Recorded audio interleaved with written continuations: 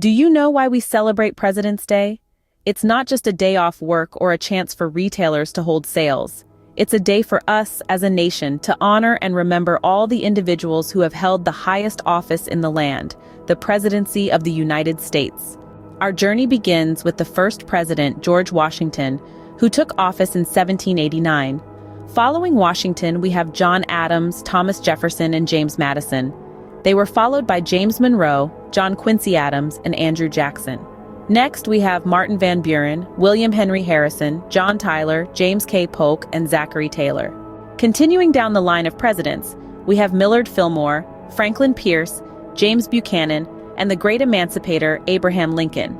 Then we find Andrew Johnson, Ulysses S. Grant, Rutherford B. Hayes, James A. Garfield, and Chester A. Arthur.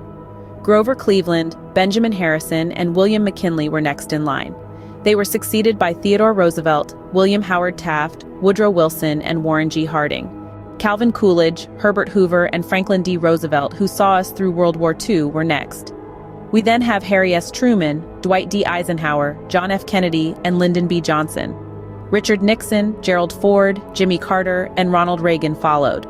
Then came George H.W. Bush, Bill Clinton, George W. Bush, and Barack Obama.